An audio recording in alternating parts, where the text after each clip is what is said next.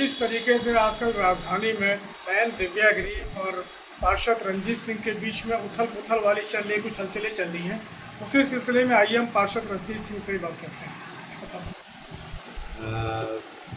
मेरा पहले मैं बहुत स्पष्ट कहना चाहता हूँ कि कामेश्वर मंदिर श्रीमान जी से मेरा कोई भी बातचीत नहीं हुई है, ना ही उनके विषय में कोई टीका टिप्पणी हुई है। बात बहुत स्पष्ट है और सब जानते हैं, मेरे ख्याल से पूरा लखनऊ जानता है कि श्री मनकामेश्वर मंदिर द्वार, जो कि मेरे पार्षदी कार्यकाल में और तत्कालीन माननीय महापौर डॉक्टर दिनेश शर्मा, जो कि उत्तर प्रदेश सरकार के पूर्व डिप्टी सीएम हैं, अभी वर्तमान में सांसद हैं, उनकी प्रेरणा से मेरे कार्यकाल में श्री मनकामेश्वर मंदिर द्वार बनवाया गया। जब द्वार बना तो वो द्वार पहले केवल द्वार था, श्री मनकामेश्वर मंदिर द्वार के नाम से केवल द्वार था, लेकिन मन में एक विचार आया कि द्वार के ऊपर भगवान शिव के पुत्र श्री गणेश जी की प्रतिमा भी होनी चाहिए, उसकी भव्यता, उसकी सुंदरता और बढ़ेगी, ये मेरे मन का विचार था। मैंने अपनी ओर से मनकामेश्वर मंदिर द्वार के ऊपर आशीर्वाद रूपी 2 मुखी प्रतिमा, जब आप मंदिर की ओर जाते हैं तब भी आपको आशीर्वाद के रूप में गणेश जी ऊपर विराजमान दिखते हैं, और जब आप मंदिर में दर्शन करके वापस जाते हैं तब भी आपको भगवान श्री गणेश जी आशीर्वाद देते हुए आपको वहाँ पर दिखते हैं। तो वो लोगों को अच्छा लगता है, सुंदर लगता है। और जब वो लगा था तब की स्थिति क्या थी, आज की स्थिति क्या है, 10 वर्ष पहले की ये बात है। यानी कि जब भारतीय जनता पार्टी की सरकार ही नहीं थी उत्तर प्रदेश में, बहुजन समाज पार्टी की सरकार में मैंने ये जो है द्वार बनवाया था। उसके बाद समाजवादी पार्टी की जब सरकार आई तब मैंने इस द्वार के ऊपर श्री गणेश की प्रतिमा को स्थापित किया। तो ये गर्व की बात है कि उस समय ये पार्षद जिसके ऊपर आज झूठे आरोप लगाए जा रहे हैं कि वो सनातन विरोधी है, मैंने भी सोशल मीडिया के माध्यम से जो जानकारी मुझे मिली है कि वो सनातन विरोधी है। बहुजन समाज पार्टी की जब सरकार थी तब सनातन विरोध कहाँ दिख रहा था, तभी आदमी सनातन की ध्वजा अकेले लेकर मनकामेश्वर मंदिर क्षेत्र में चल रहा था। तब कौन कहाँ पे, यहाँ पे सनातन के लोग कहाँ चले गए थे? आज तमाम सनातनी हो गए। आज जब उत्तर प्रदेश में यशस्वी मुख्यमंत्री योगी आदित्यनाथ जी की सरकार हुई है तो आज हर एक बच्चा सनातनी हो गया था। जो लोग पहले सनातन के नाम से चिढ़ते थे, सनातन की सेवा में नहीं लगते थे, वो आज सनातनी हो गए हैं। वो आज सनातन की बातें कर रहे हैं। मैं उनका भी स्वागत करता हूं और उस समय भी स्वागत करता था। वो समय भूल गए जब बहुजन समाज पार्टी की सरकार थी। मनकामेश्वर मंदिर की श्री महंत दिव्या गिरी जी को एक चिट्ठी मिली थी, अगर उनको याद हो, आप अगर पूछना चाहें तो उनसे पूछेगा। उनके पास कोई एक चिट्ठी आई थी जो आतंकवादियों के द्वारा भेजी गई चिट्ठी थी, और उस आतंकवादियों के द्वारा भेजी गई चिट्ठी में मनकामेश्वर मंदिर को उड़ाने की धमकी और श्री महंत दिव्या गिरी जी को मारने की धमकी दी गई थी। आप उनसे पूछेगा, वो बताएंगी। उसके बाद फिर उनका फ़ोन मेरे पास आता है कि भैया इस तरह का मामला है, क्या आप मेरे समर्थन में मनकामेश्वर मंदिर के सामने यहाँ पर धरने पर बैठ सकते हैं? मैंने कहा मैं बिल्कुल बैठूंगा। जबकि उनका भाई उस समय चुनाव लड़ा था, मेरे खिलाफ चुनाव लड़ा था, उसके बावजूद भी मैंने कहा नहीं, मैं बैठूंगा। और मैं 2 दिन 48 घंटा मैं भूख हड़ताल पर मनकामेश्वर मंदिर के सामने बैठा रहा, इनके समर्थन में, कि इनकी हत्या की बात थी, मंदिर को उड़ाने की बात थी। मंदिर और श्री महंत जी के समर्थन में मैं बैठा 48 घंटे अपने साथियों के साथ में। और उस धरने में हमारे त्रिवेणी नगर के पार्षद भाई मुन्ना मिश्रा जी भी उस समय मौजूद थे।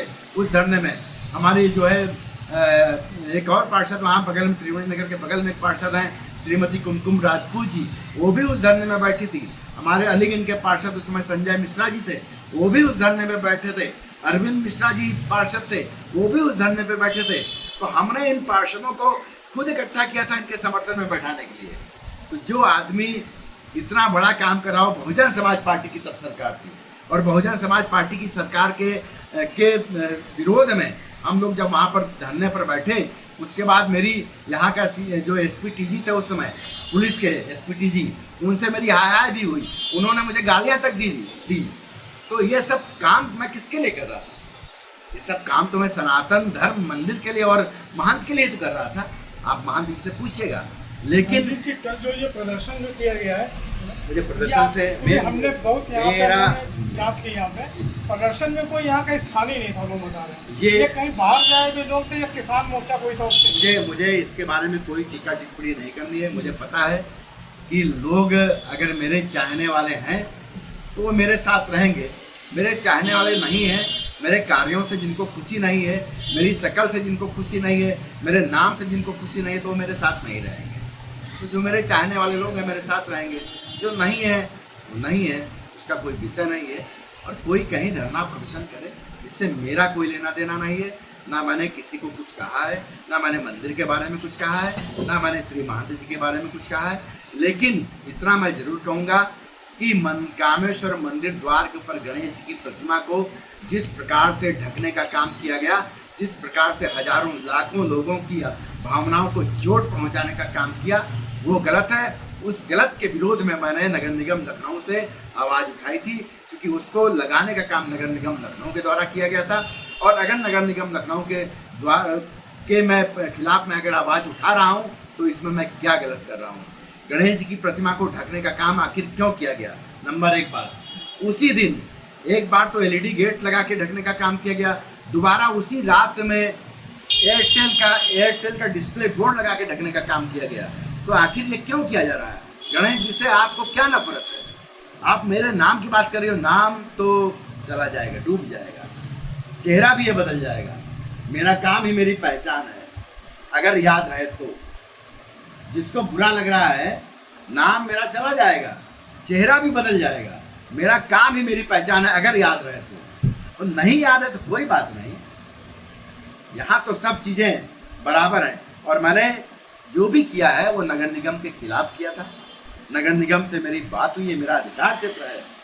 अगर ये नगर निगम लखनऊ कह दे कि रंजीत सिंह के अधिकार क्षेत्र में ये काम नहीं है, तो मैं उस दिन के बाद से मैं चर्चा कर लूँगा सदन में और कार्यकारिणी में।